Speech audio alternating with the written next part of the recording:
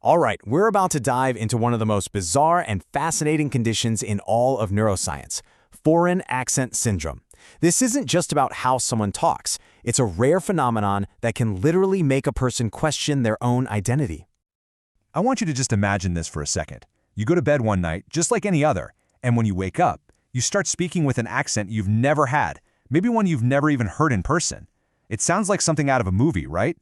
But for a handful of people, it's their reality. So what is foreign accent syndrome, or FAS? At its core, it's when someone suddenly and completely involuntarily starts speaking in a way that sounds like a foreign accent. This isn't them pretending or imitating someone, it's a real change in the mechanics of their speech, the rhythm, the vowels, the melody, all because of something changing in their brain. And what makes this so wild is just how incredibly rare it is. I mean, in more than 100 years of medical history, there are fewer than 100 officially documented cases.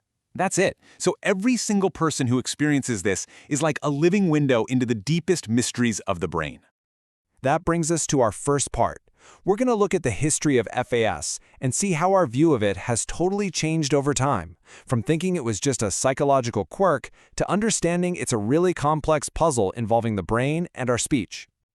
The very first case that was ever written down was back in 1907. It was a Swiss woman who, after having a stroke, suddenly started speaking with what sounded like a German accent. For decades after that, cases like hers were often just brushed off as psychiatric problems. It's really only in the last few decades that we've started to get it, that FAS can come from both physical damage to the brain and from deep psychological stress. So let's get into the nitty-gritty. What is actually happening inside the brain to cause something so strange? Well, a good way to think about your native accent is like it's a piece of music, a very specific rhythm and melody your brain has spent your whole life perfecting. FAS is what happens when the part of the brain conducting that orchestra gets damaged. In most of the cases we know about, you can trace it back to a very clear neurological event. The number one trigger is a stroke, but a traumatic brain injury, a TBI, or even a tumor pressing on the right spot can completely disrupt the brain's super delicate wiring for speech. And this damage isn't just random. It usually hits really specific spots, like Broca's area, which is like the brain's sentence builder, or the motor cortex, which controls the physical movements of speech. These are the command centers, So when they get hit, the fine-tuned coordination of your lips, your tongue, your vocal cords, it all gets thrown off. And those subtle changes are what we hear as a new accent. Just take a look at this real case study. A 44-year-old woman has a pretty small stroke in her left frontal lobe. The next thing you know, she's speaking in a way that everyone around her describes as Scottish, even though she has zero connection to Scotland. It's a perfect and kind of mind-blowing example of how a physical event in the brain can totally change your voice. Okay, but here's where the story gets even stranger. What happens when there's no stroke, no tumor, not a shred of detectable brain damage on a scan? This is where we get into cases where it seems like the mind itself is the one rewriting the rules of speech.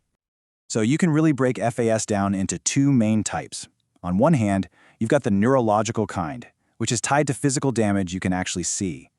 But on the other hand, you have psychogenic FAS. This type seems to pop up out of nowhere, with no brain damage, and it's linked to severe psychological stress or trauma. It's an absolutely powerful example of that mind-body connection. In these cases, the triggers are purely psychological. The condition can be a response to a major trauma or even just incredibly intense long-term stress. Sometimes it's what's known as a conversion disorder, where deep emotional pain actually shows up as a physical symptom. It's like the brain unconsciously rewires speech as a strange way of coping. Let's just compare two real cases so you can really see the difference. In one corner, you have a patient whose new Scottish-sounding accent was triggered by a physical stroke. Their biggest struggle? A deep sense of confusion about who they were anymore. In the other corner, a patient who developed an Eastern European-sounding accent after a severe emotional trauma. For them, the biggest challenge was the crushing stress and dealing with people who just didn't believe them. And that right there brings us to the profound human side of this story. Because beyond all the clinical details, FAS is a deeply personal thing that can just shatter a person's sense of self. I mean, it's about losing the one voice you've known your entire life. This quote from a patient is just haunting. It really gets to the core feeling of alienation that comes with this condition. Think about it. Our voice is so central to who we are. When that suddenly changes, it can feel like you've become a stranger in your own body. and the consequences just ripple out from there. It's not just an internal identity crisis. Patients often develop social anxiety. Friends, family, they might not get it. Some might even accuse them of faking it. And that disbelief can lead to pulling away from people. It can damage their career, and it puts a huge strain on even the closest relationships. So, where does all this leave someone with FAS? Is there any path back? Well, thankfully, yes. The journey to recovery is complicated, for sure, but it's all about reclaiming not just your speech, but your sense of self. It is so important to understand that the treatment has to be holistic. This isn't just about doing speech drills over and over. A real recovery plan has to address the neurological cause, the psychological fallout, and the social challenges all at the same time. It really does take a village. So the path to getting better usually involves 3 key things. First, you've got intensive speech therapy, focusing on the individual sounds and the overall rhythm of speech. Second, psychological counseling is critical to help deal with the anxiety and the identity crisis. And finally, building a strong support system by educating family and friends is absolutely essential.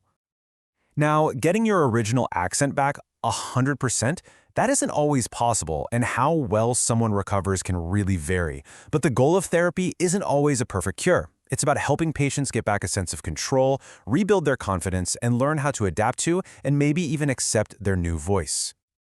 In the end, what this unbelievably rare syndrome really shows us is something fundamental about being human. It's this powerful, undeniable proof that our voice is so much more than just noise. It's the bridge that connects our brain, our identity, and the world all around us. And that leaves us with one last thing to really think about. If the voice you use to express every thought, every feeling, your very being, if that voice was suddenly different, would you still feel like the same person? It's a question that really gets to the very heart of who we are.